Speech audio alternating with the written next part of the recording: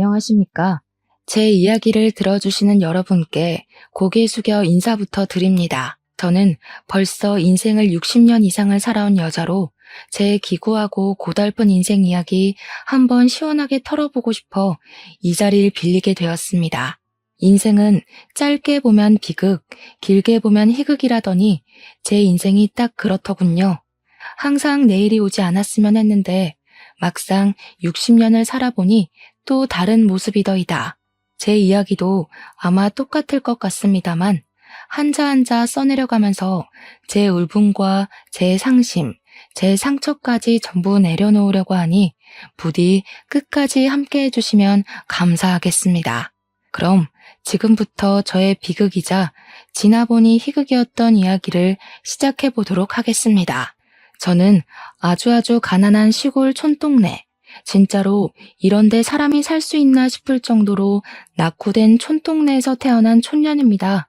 병원을 가려면 차를 타고 20분을 좁기 나가야만 했고 마을 사람들 모두 자급자족하는 생활을 하시던 분들이었습니다.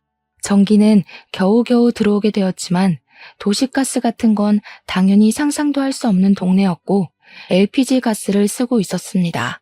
그나마 나중 들어 길이 닦여 차도 들어올 수 있으니 전기도 가스도 신식으로 변경이 되었지. 그 전에는 아궁이에 불 피워서 떼고 촛불에 의지하고 그랬습니다. 제가 살던 집만 해도 초가 지붕이 얹어진 그런 곳에서 10대를 보냈으니 말입니다. 요즘은 남아있는 집도 없어서 사진이나 민속박물관 같은 곳에서만 볼 수 있는 지푸라기 엮은 초가집. 저는 정말 어려운 집안에서 자랐습니다. 가난에서 벗어나지 못하는 집안임에도 불구하고 우리 부모는 아이를 줄줄이 낳았고 맞이인 제 밑으로 딸린 동생이 셋이나 있었습니다. 막내 아들을 낳기 위해서 줄줄이 딸을 셋이나 낳았던 것이었습니다. 이름도 어찌나 성의 없이 지었는지 막순이, 순자, 끝순이, 그리고 막내 아들 정우, 이렇게 네 남매가 묵직하게 지냈었습니다. 딸들 이름에서부터 애정이 얼마나 없었는지 눈치가 있는 분들이시라면 딱 보고도 아시겠죠? 막순이는 막 낳은 딸, 순자는 다음이 아들이길 바라는 딸, 끝순이는 이제 진짜 끝이길 바라는 마음에서 지었다고 하시더군요. 딸들이 이름으로 받을 상처는 생각도 하지 않은 채 아들 하시면서 지었다고 자식들을 앉혀놓고 이야기를 하시며 막내 아들이 잘 돼야 집안이 살아나는 거라고 했습니다. 태어났을 때부터 자연적으로 시작된 차별이 나중에 들어서는 얼마나 심해졌을지 상상이나 가겠습니까? 먹는 것도 아까워 죽겠다는 세 딸들은 그저 아들을 키우기 위한 밑거름이 되어줄 인력 그 이상도 이하도 아닌 존재였습니다. 막내 아들이 태어나자마자 저희는 서툰 솜씨로 우는 아이를 달래야 했고 기저귀 하나를 갈지 못한다며 혼이 나야 했습니다. 그때 제 나이가 고작 5살밖에 되지 않았음에도 막내 동생을 보살펴야 한다는 어명을 받든 셈이죠.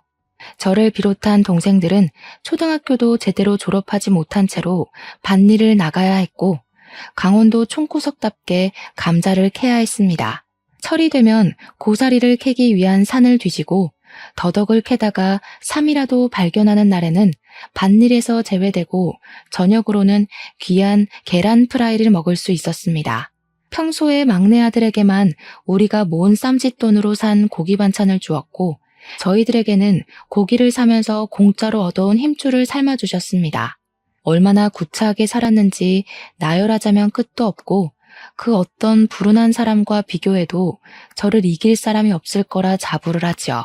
그렇게 하루하루를 지친 몸을 이끌고 머리 닐 곳만 생기면 쏟아지는 잠을 이기지 못하고 잠들기를 몇 년. 제 나이가 18 꽃다운 나이가 되었을 때 저는 저보다 10살이나 많은 남자의 집으로 팔려가듯 시집을 가게 되었습니다. 그 당시 저희 시골은 정말 촌 중에서도 촌이라 20대 중반까지 결혼을 못하면 어딘가 하자 있는 놈이라는 취급을 받았었습니다. 다리를 전다거나 말을 제대로 하지 못한다거나 아니면 정신적으로 문제가 있는 남자들 빼고는 죄다 20살 초반에 결혼을 했거든요. 저는 꽤 먼 거리에 있는 타지까지 팔려가는 처지였고 남자 나이가 20대 후반이었으니 아무런 정보도 얻을 수 없어 얼마나 가슴을 졸였는지 모르겠습니다. 다짜고짜 부모님께서 이 남자랑 결혼을 해야 한다고 사진 한 장을 턱 내밀었을 때는 숨이 막히는 기분이 들었었죠. 저는 도망을 가고 싶은 생각을 했지만 실천하지는 못했습니다. 저에게 볼모로 딸린 여동생들이 있었으니까요. 제가 여기서 도망을 간다면 줄줄이 있는 동생들에게 그 자리가 주어질 테니 제가 희생하는 게 낫겠다는 생각이 있었습니다. 제 동생들이 저에게 도망을 가라고 했지만 저는 동생들에게 이 짐을 떠넘길 수 없다고 내가 갈 테니 너희들이라도 제대로 살아주라고 이야기를 했습니다. 그렇게 팔려가기 전날까지 동생들을 붙잡고 엉엉 울었고 눈이 퉁퉁 부어버린 저를 보며 부모는 저에게 얼굴 못나졌다며 화를 내셨죠. 결국 오지 않았으면 하는 그날이 찾아왔고 남편이 될 사람을 처음 봤을 때 저는 깜짝 놀랐습니다. 사지도 멀쩡하고 정신도 온전하고 말도 잘하고 듣는 것도 잘하는 정말 평범한 사람이었거든요. 이런 사람이 왜 나를 굳이 돈을 주고 사가나 하는 생각이 들어서 이상했습니다. 시댁 살림은 넉넉한 편이어서 우리 막내 아들 정우가 대학에 갈 수 있도록 공부도 시켜주고 등록금도 지원해주겠다고 했습니다. 남편은 충청도가 고향인 사람이었고 서천에서 고기잡이를 하는 집 아들이었습니다.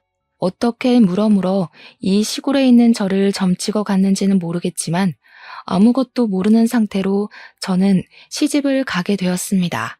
막내는 워낙 집에서 귀한 대접을 받으니 그렇다 쳐도 둘째와 셋째가 참으로 걱정이 되었지만 타지로 나가는 건 처음인지라 제 처지 또한 무한히 걱정이 되었습니다. 아니나 다를까 처음 시집을 가서 합방을 하는데 남편이 힘을 영 쓰지 못하는 게 아니겠습니까? 이래서 28해를 지나고도 결혼을 못했구나 싶었습니다. 몇 번을 시도해도 합방은 잘 이루어지지 않았고 남편이 힘을 쓰지 못하니 당연히 아이가 생기지 않았죠. 그 시골 사람들에게 대를 잇는다는 것이 얼마나 중요한 일인지 아시는지요? 아이가 생기지 않는다는 이유로 저는 몰매를 맞는 대역죄인이 되어야 했습니다. 시모는 저에게 일도 제대로 하지 못하는 것이 아이까지 낳지 못한다고 아주 등신을 들여놨다고 화를 내셨습니다. 고기잡이 일이라도 도우라며 난생 처음 배를 탄 날에는 정말 아무것도 못하고 뱃머리에서 구역질만 정신없이 했습니다. 제가 배를 타본 적이 없어서 몰랐는데 뱃멀미가 엄청나게 심한 타입이었나 봅니다. 정말 머리가 어지러워 두 다리를 딛고 서 있을 수가 없을 정도로 심하게 멀미를 했습니다. 저는 제 뱃속의 장기까지 토하는 줄 알았습니다. 일을 못하고 배 구석에 앉아 계속 빌빌거리고 있자 시모는 저를 한 대 두 대 손을 올리기 시작했고 나중에는 손만 번쩍 들어도 벌벌 떨게 되는 수준이 되었습니다. 저는 자아를 잃어버린 사람처럼 시키는 일만 곧이곧대로 해야 하는 로봇이 되었습니다. 식사를 차리라고 하면 밥을 하느라 정신을 놓고 청소를 하라고 하면 청소를 하고 노예 같은 생활을 하다 도저히 견디지 못하겠다는 마음을 먹게 되었죠. 시집살이를 시켜도 너무 시키니까 시집을 온 지 2년째 되던 날 울면서 집으로 전화를 걸었습니다. 엄마, 나 정말 죽을 것 같아. 강원도로 다시 돌아가고 싶어요. 제발 이 집에서는 나는 지나가는 개보다 못한 취급을 받는다고요. 그러자 엄마는 저에게 화를 잔뜩 내면서 제가 지금 집으로 돌아오면 17살밖에 되지 않은 정우는 대학을 어떻게 가겠냐고 말했습니다. 시댁에서 매달 집으로 돈을 보내주어서 정우가 모자람 없이 공부도 하고 동생들도 배부르게 먹으며 살고 있다고 하더라고요. 제가 여기서 버텨야 그 돈이 계속 지급이 될 거고 정우도 대학을 번듯하게 나와야 나중에 집안을 위해 힘쓰지 않겠냐고 하더군요. 저는 너무나도 서운하고 눈물이 왈칵 쏟아졌습니다. 그 뒤로는 집에 전화하는 것도 기피하게 되었습니다. 전화를 해봐야 위로의 말을 듣기는커녕 제 처지를 실감하는 비수만 꽂혔으니까요. 간혹가다 동생들이 전화를 받을 때만 통화를 했는데 동생들이 하는 말이 막내가 벌써부터 사고만 치고 다니고 공부도 쥐뿔 못한다고 하더라고요. 그러면서 저에게 늘 배가 고프다고 매달 저희 시댁에서 보내주는 돈으로 막내 동생에게만 고기를 사준다고 서럽다고 하더라고요. 저에게는 동생들이 배부르게 먹고 있다고 했는데 그게 모두 거짓말이었던 겁니다. 생각보다 결혼 장사가 부모 욕심에 차지 않았는지 순자는 20살이 되자마자 공장에 취직을 하게 되었습니다. 정우에게 들어가는 돈이 많다며 돈을 벌어와야 한다고 난리를 쳐서 어쩔 수 없이 공장에 취직을 했다는 것이었습니다.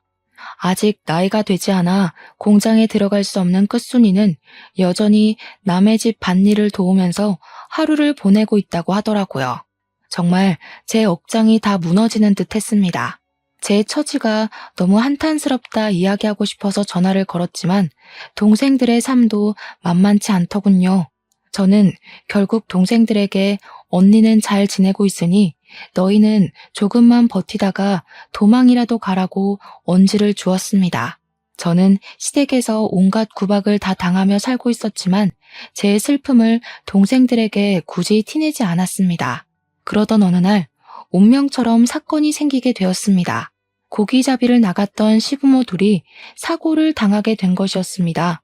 그날은 태풍이 북상하고 있다는 태풍 예보가 한 차례 나온 날이었는데 고기잡이 배들은 정박을 하고 바다 근처에 가지 말라는 경보까지 울렸습니다. 하지만 다른 배가 뜨지 않으니 본인들이 후다닥 나가서 한 타임만 쓸고 오면 된다고 시모가 욕심을 바락바락 부린 것입니다. 남편은 태풍이 분다고 하니 위험하다고 고기잡이를 나가지 말자고 몇 번이나 말렸지만 시모는 그런 남편에게 그러니 네가 물러 빠진 거라고 욕을 퍼부었습니다. 나가서 일하겠다는 사람이 없으니 30분 이내로 돌아오겠다며 시부와 시모만 배를 타고 나갔습니다. 저에게도 같이 가자 몇 번이나 요구를 했지만 남편이 뱃멀미도 심한 사람인데 나가봐야 도움도 안 된다고 해서 저랑 남편만 두고 떠나셨습니다. 하지만 예상보다 빠르게 진입한 태풍으로 인해 파도는 너무나도 셌고 고기잡이 배는 전복이 되었고 시부와 시모는 시신조차 찾을 수 없게 되었습니다. 욕심을 부리더니 고기밥이 된 것이라며 마을 사람이 모두 입을 모아 그들의 우매함을 꾸짖었습니다. 갑자기 일어난 사고에 저와 남편은 놀라서 입을 다물 수가 없었고 시신 없는 장례를 치러야 했지만 솔직히 저는 속으로 너무 기뻤습니다. 저를 구박하던 두 사람이 한순간에 사라진 것도 그렇고 천벌을 받아 지옥으로 떨어졌을 거라 믿어 의심치 않았거든요. 문제는 장례를 다 치르고 나서 유일한 밥벌이 수단이었던 배가 사라지고 나니 우리 남편이 할 일이 사라진 것입니다. 배를 다시 사자니 그만한 돈이 없었고 당장 다른 일을 알아보자니 남편에게는 할 줄 아는 것이 고기잡이밖에 없었던 거죠. 다른 집 배를 타자니 뱃삭이 적고 이리저리 재고 따지다가 결국에는 동네 어르신의 도움을 받게 되었습니다. 어르신은 수산 경매 쪽에서 오래 터를 잡고 일을 하시던 분이었는데 남편이 전전긍긍하고 있으니 수산 경매일을 해보라 권유해 주셨던 겁니다. 남편은 더 이상 놀고 먹다가는 둘 다 손가락만 빨게 생겼다면서 수산 경매일에 뛰어들었습니다. 남편에게는 수산 경매일이 뱃일보다 훨씬 적성에 잘 맞았는지 아주 빠르게 적응을 해가기 시작했습니다. 저는 그런 남편을 도와서 무슨 일을 하면 좋을까 고민을 하다가 남편의 경매장에서 생선을 싸게 구입해 올 수 있다는 것을 알아차렸습니다. 그러고는 수산 경매장 옆에 있는 시장에서 생선을 싸게 떼와 팔기 시작했습니다. 처음에는 생선 눈깔이 정말 죽기보다 싫었는데 적응해 가니까 점점 괜찮아지더라고요. 그렇게 둘이 살기 시작하면서 서로 의지하게 되고 대화도 많이 늘게 되었습니다. 결혼한 지 몇 년이 지나고 나서야 남편이 생각보다 나쁜 사람이 아니라는 것을 알게 되었습니다. 알고 보니 시부모의 등살에 그동안 기가 죽어서 아무 말도 못하고 순종적으로 살았던 사람이더라고요. 서로에게 있었던 오해가 서서히 풀리면서 저희 사이가 무척이나 좋아지게 되었는데 그 덕인지 결혼한 지 5년 만에서야 아이가 들어섰습니다. 그동안 남편은 정신적인 압박으로 인해 모든 것이 잘 되지 않았다고 했습니다. 시부모가 사라지면서 그런 압박에서 벗어나게 되니 저희도 순조롭게 임신이 되었던 겁니다.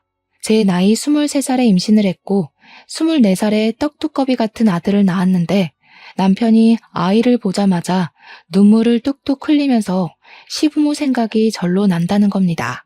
우리 부모님이 이 아이를 봤어야 했는데 하면서 우는데 이상하게 정남이가 뚝뚝 떨어지더라고요. 아무튼 제가 출산했다는 소식에 우리 부모님이 염치도 없이 병원으로 찾아와 주셨고 아주 황당한 소리를 하시더군요. 우리 딸이 죽을 고비를 넘겨가면서 아들을 출산했으니 출산 기념으로 돈 좀 주고 해야 하는 거 아닌가? 대를 이을 아들을 떡하니 낳았는데 한 푼도 안 주면 서운하지 않겠나? 그게 무슨 소리야? 도대체 병원까지 와서 왜 나를 수치스럽게 만드는 거야? 말 맞다나 아들을 낳은 건 난데 돈은 왜 엄마랑 아빠가 챙기겠다는 거예요?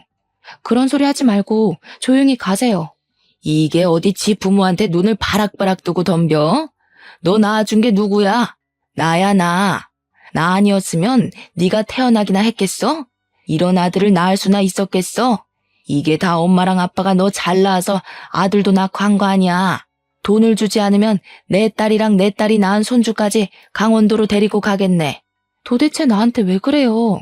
이제는 내 아이를 볼모로 잡고 돈을 내놓으라고 할 수 있어요? 나한테 해준 게 뭐가 있다고. 내가 아등바등 힘들게 살 때 모른 척 해놓고는 이제 와서 내 딸? 내 손주? 정말 염치가 없어도 너무 없으시다. 이래놓고 돈 받아가면 나 몰라라 할 게 뻔한데 지금 나한테 돈을 달라고? 우리 부부한테 용돈을 줘도 모자랄 판에 애를 볼모로 잡고 돈을 달라고? 네가 이렇게 강짜를 부려봐야 우리한테 씨알이나 먹히겠나?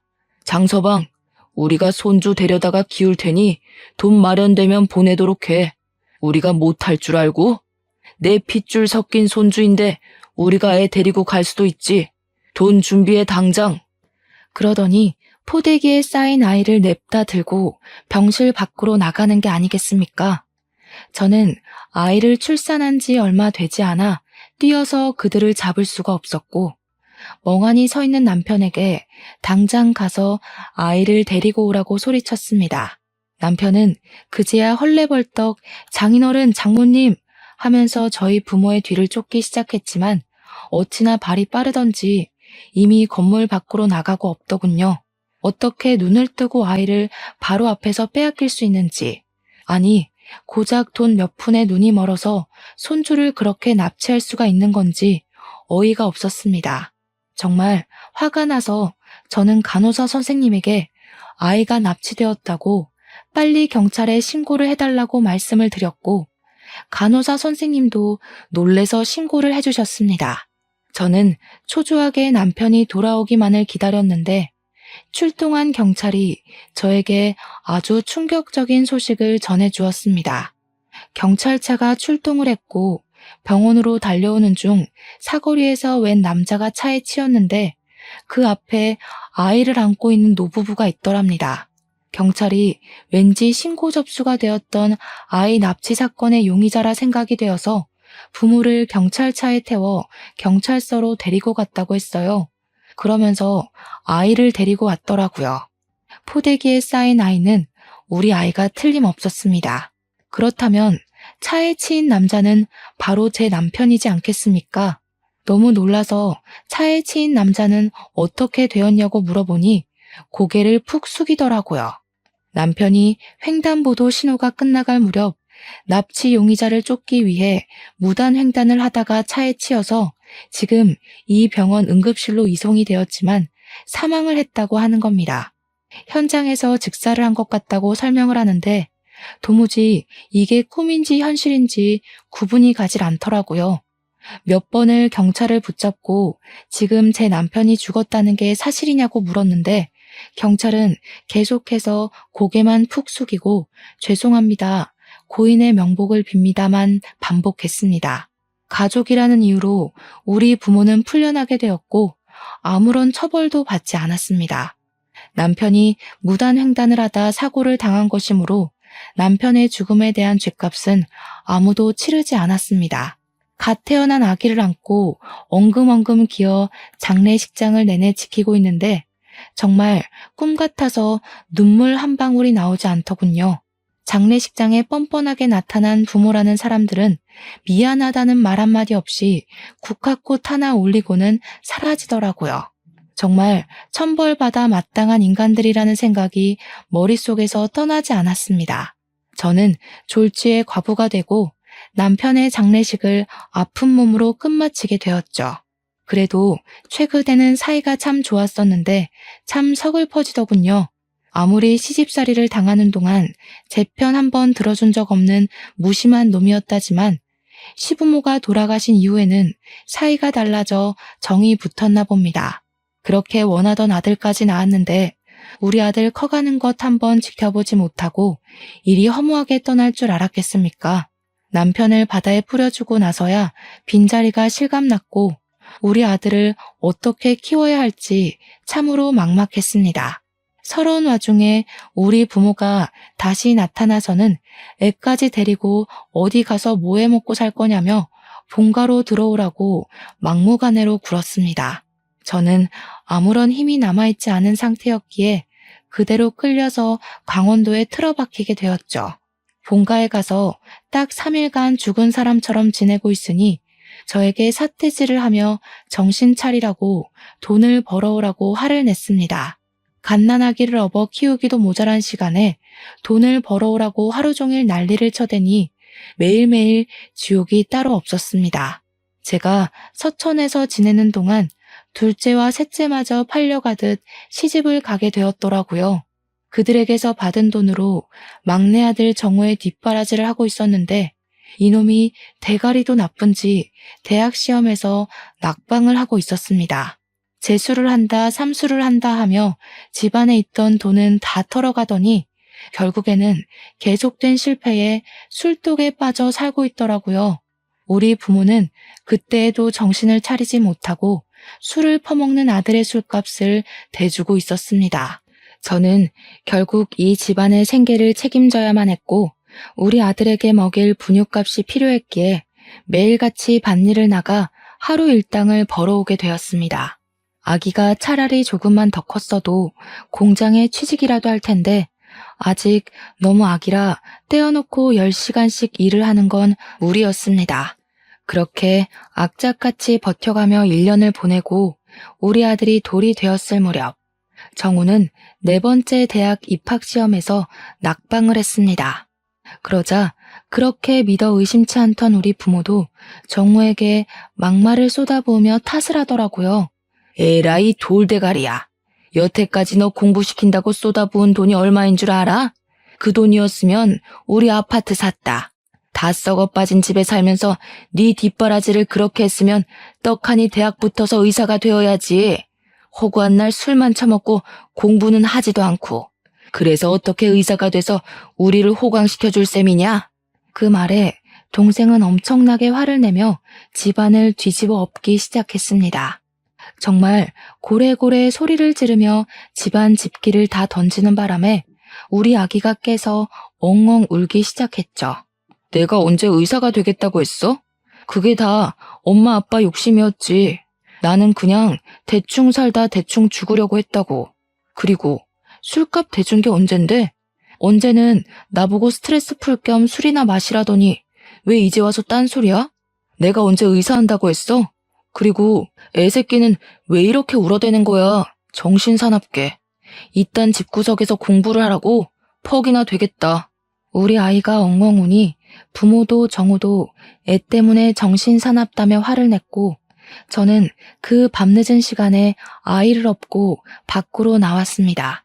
애를 달래서 잠이 들면 다시 집으로 조용히 들어가 몸을 뉘어야겠다 생각하며 애를 업고 동네를 한 바퀴 두 바퀴 돌기 시작했죠. 자꾸만 히끗히끗하며 우는 아들 녀석 때문에 저는 2시간 동안 쉬지 않고 마을을 걸으며 돌아다녀야 했어요. 겨우겨우 잠이 든 기색이 보이자 집으로 슬슬 걸어가고 있는데 웅성웅성 사람들이 몰려드는 소리가 들려서 뭔가 싶었죠. 그런데 글쎄 낡은 나무에 지푸라기가 얹혀져 있던 썩어 빠진 우리 집이 활활 불타고 있는 게 아니겠습니까? 저는 너무 놀라서 아이를 업고 있다는 것도 까먹고 다리에 힘이 풀려 그 자리에 주저앉고 말았습니다. 총구석에서도 아주 구석진 곳에 덜렁 있던 집이라 다른 집에는 피해가 가지 않았지만 그만큼 소방차가 들어오는데 시간이 오래 걸렸습니다. 겨우겨우 불을 끄고 소방관들이 들어가서 사상자가 있나 살피고 있는데 글쎄 불에 탄 시신 3구가 나왔다는 겁니다. 불에 새카맣게 타버려서 신원 확인을 하려면 오래 걸릴 것 같다고 하는데 제가 우리 부모와 막내 동생 같다는 이야기를 했습니다. 그러자 주변에서도 너도 나도 증언이 이어지기 시작했습니다. 다 깨부수는 소리가 났다. 너 죽고 나 죽자 하는 소리를 들었다. 하도 시끄러워서 찾아오니 불이 났더라. 원래 저 집 아들이 술 먹으면 개가 되는데 오늘 저녁쯤에 술병 4-5개 들고 집에 가는 걸 봤다. 지 부모 맨날 죽이겠다고 협박도 했잖아 하는 증언들이여. 늦은 밤이라 조용한 산골 마을에 모든 소리가 울려 퍼졌나 보더라고요. 저는 참고인 자격으로 경찰서에 가서 조사를 받게 되었습니다. 내내 밭일을 하고 잠도 제대로 자지 못해 꾸벅꾸벅 졸면서 조사를 받는데 있는 그대로 전부 이야기를 했죠. 동생이랑 부모가 다투는 소리에 애가 깨는 바람에 어쩔 수 없이 다시 재우려고 밖으로 나왔다고요. 처음에는 제가 나가고 얼마 있지 않아 사고가 나서 그런지 저도 용의자로 올라갔었는데 제가 애를 안고 마을을 내내 돌았고 딱히 협의점을 찾을 수 없는지 풀어주더라고요. 저는 모든 게 까맣게 타버린 집으로 돌아가 아무것도 건지지 못하고 오갈 곳 없는 신세가 되었습니다. 그러던 도중 남편이랑 저랑 살던 전셋집이 생각이 났습니다. 부랴부랴 부모 손에 이끌려 강원도로 오느라 짐도 빼지 못하고 전세 기간도 남아있던 그 집 말입니다. 전셋집에 찾아갔더니 다행히도 집주인분께서 다음 달에 전세가 만료된다고 하시면서 재계약을 할 거냐고 저에게 물어보시더라고요. 세간 살림에도 먼지가 쌓여 있긴 했지만 그럭저럭 다들 쓸만한 수준이었습니다.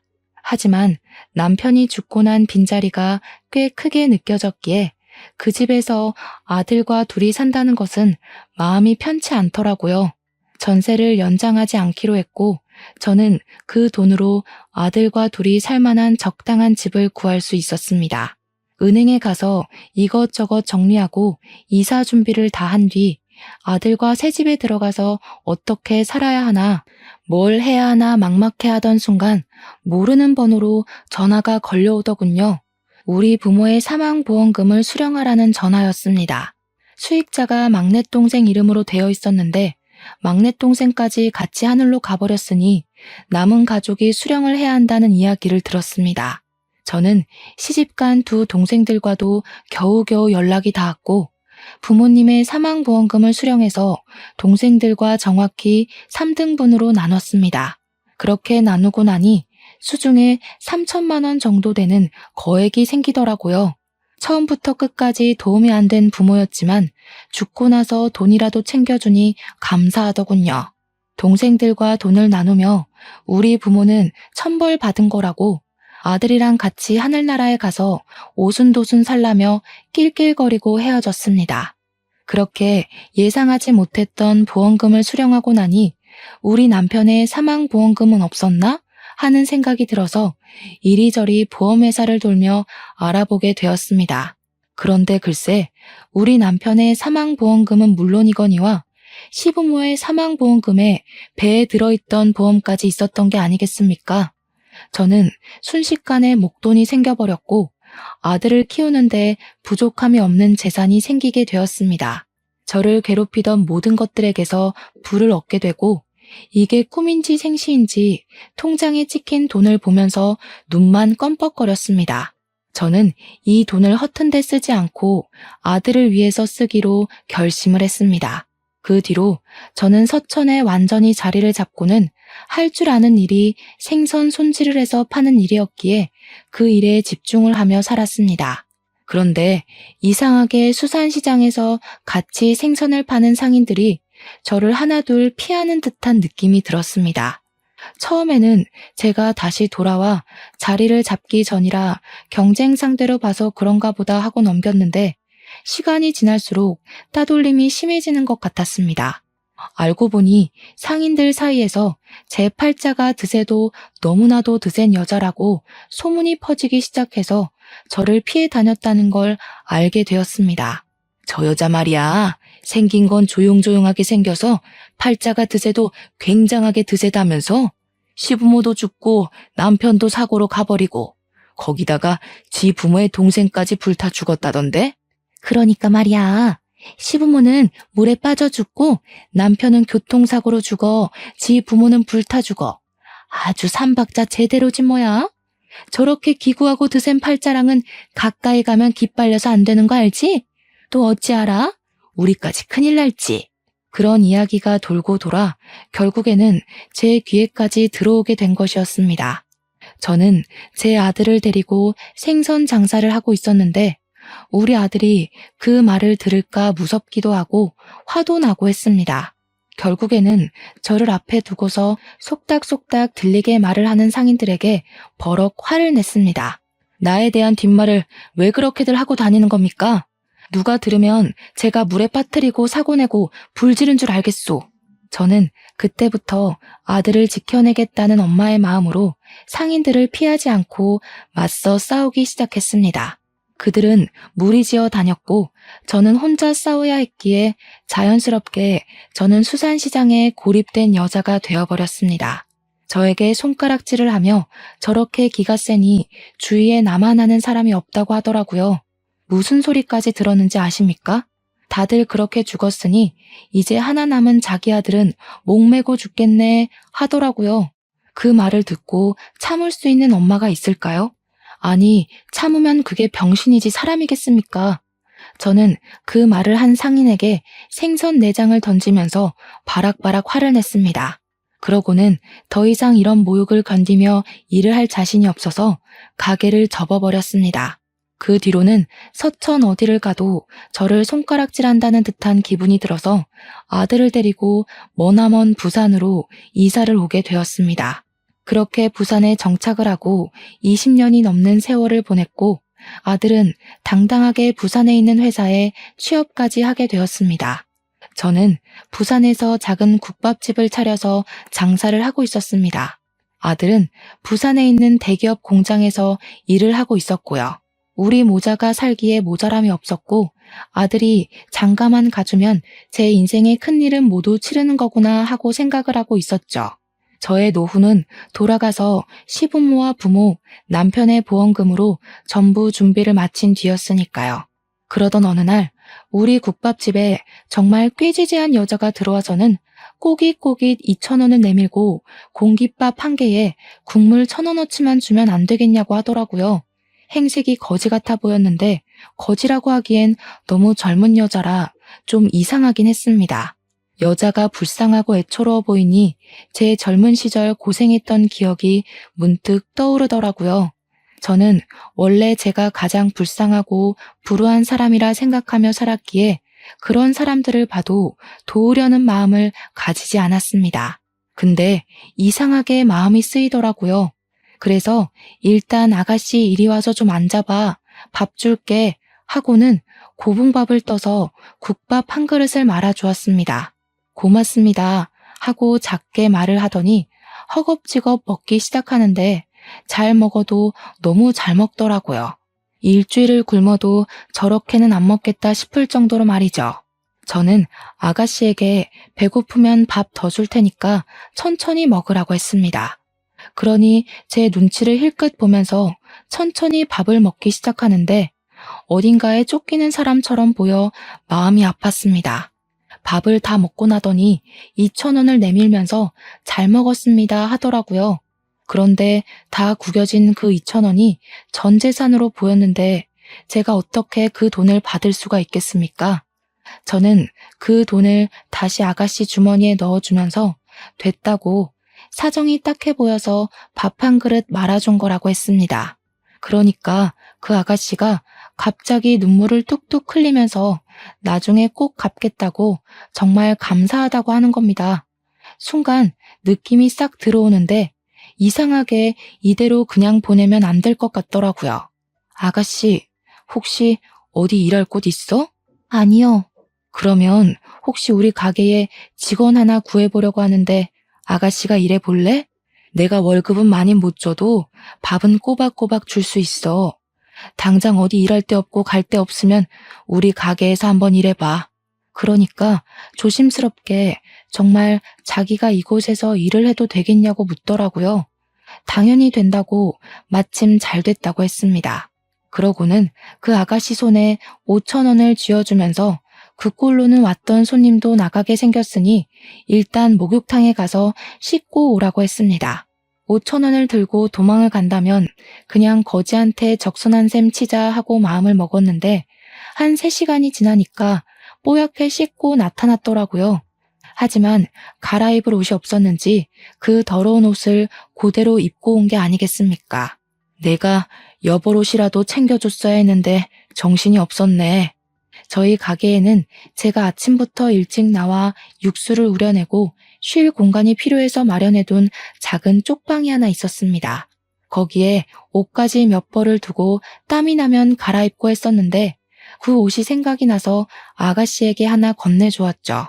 제가 입던 옷이라 조금 촌스럽긴 했어도 워낙 곱게 생긴 아가씨라 그런지 그럭저럭 잘 어울리더라고요. 저에게 친절을 베풀어 주셔서 감사하다고 하는데 다른 건 몰라도 심성은 참 고운 것 같았습니다. 그게 인연이 되어 우리 가게에서 쭉 일을 하게 되었고 오갈 데가 없는 상황인 것을 알게 되어 제 가게 쪽방에서 지내며 일을 하게 도와주었습니다. 그렇게 한 3개월을 같이 손발을 맞춰보니 일도 잘하고 손도 야무지고 눈치도 빠르더라고요. 근데 아가씨는 부모는 어디 가고 혼자 그 꼴로 돌아다니게 된 거야? 태어났을 때부터 어머니는 안 계셨고요. 아버지와 둘이 살았는데 아버지께서 사업에 실패하시고 도박 중독자가 되셨어요. 도박 자금이 부족해지자 결국에는 사채를 빌려다가 쓰셨고 사채업자를 피해서 혼자 도망을 치게 되었어요.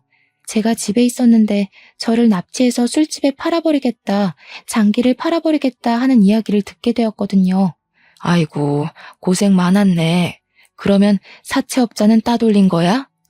납치를 당했었는데 죽기 살기로 달리는 차에서 뛰어내려서 밤이고 낮이고 노숙을 하며 여기까지 도망쳐오게 됐어요.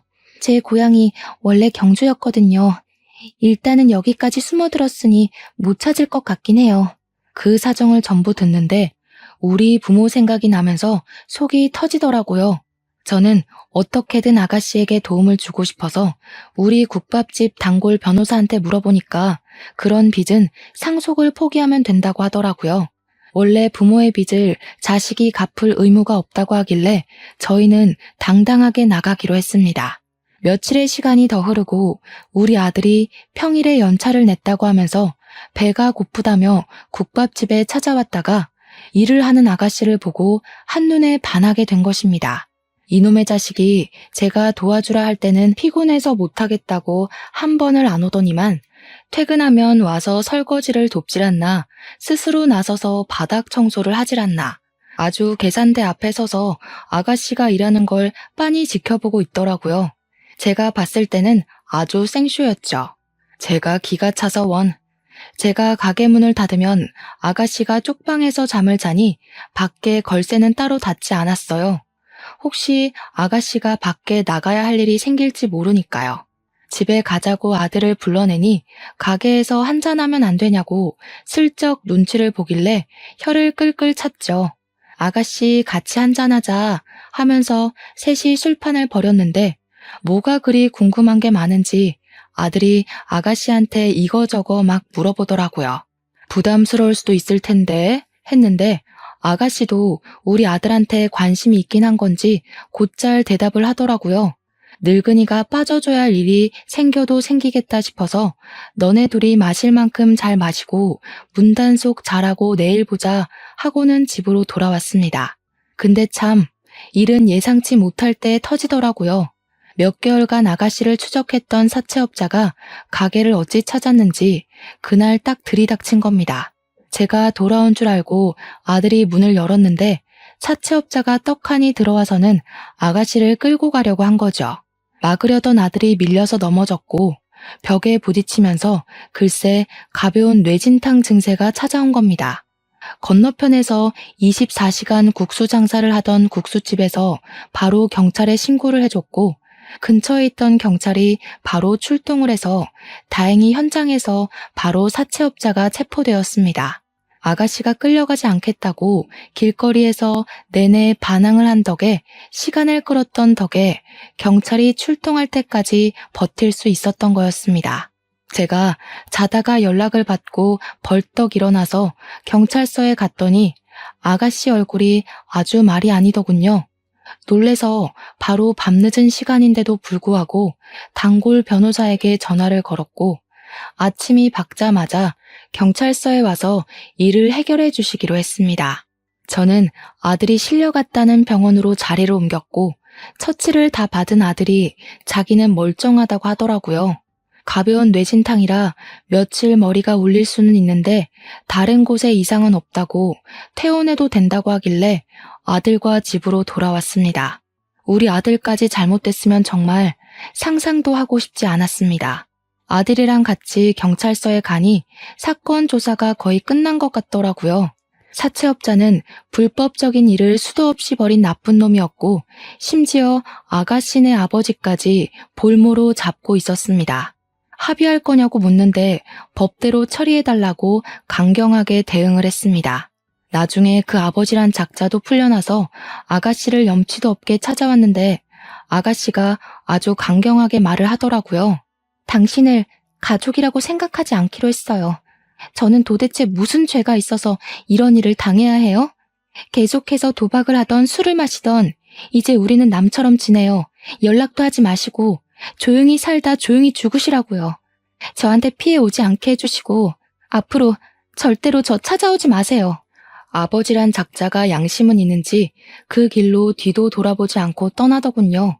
마음의 빈자리는 우리 아들과 제가 채워주기로 결심했습니다. 그렇게 1년이라는 시간이 더 흐르고 아가씨라고 부르던 여자는 저의 며느리가 되었습니다. 우리 아들이랑 그렇고 그런 기류가 흐른다는 건 알고 있었고 손도 야무지고 싫은 소리 한 번 없이 그쪽 방에서 일하면서 지내는 게 기특하단 생각은 했으니까요. 사채 일도 잘 해결이 되었고 그 사채업자는 결국 다른 건에서 수배가 내려진 상태인 게 밝혀져 감옥에 들어가게 되었습니다. 변호사 비용은 제가 모아두었던 돈에서 빼서 주었고 며느리는 제게 평생 갚겠다고 했습니다. 결혼해서 효도하겠다는 둘을 막을 방법도 딱히 없었고요. 사실 막을 생각조차 없었습니다. 저는 우리 며느리가 아주 똑부러진 아가씨라고 생각하거든요. 둘은 결국 평생을 함께할 가족으로 엮였고 여전히 저와 며느리가 국밥집을 운영하고 있습니다. 아, 결혼하고 얼마 지나지 않아서 사돈 어른이 급성 알코올 중독으로 사망했다는 소식이 들려왔습니다. 장례는 아주 간소하게 치렀고 며느리는 모든 상속을 포기함으로써 빚을 청산했습니다. 더불어 이제 자유가 되었으니 우리는 이제 아무 걱정 없이 여생을 행복하게 살기로 했습니다. 남 괴롭히고 죄를 짓고 살면 고스란히 천벌을 받는다는 걸 누구보다 경험으로 알게 되었습니다. 저는 그런 짓은 하지 않고 사는 게 목표랍니다. 아직까지 잘 지키고 있으니 여러분들에게도 당부하고 싶습니다. 남에게 상처를 주면 돌아온다는 말을요. 여러분들도 항상 남을 돕고 행복한 나날들만 가득하시길 기원하면서 제 사연 들어주셔서 정말로 감사드립니다.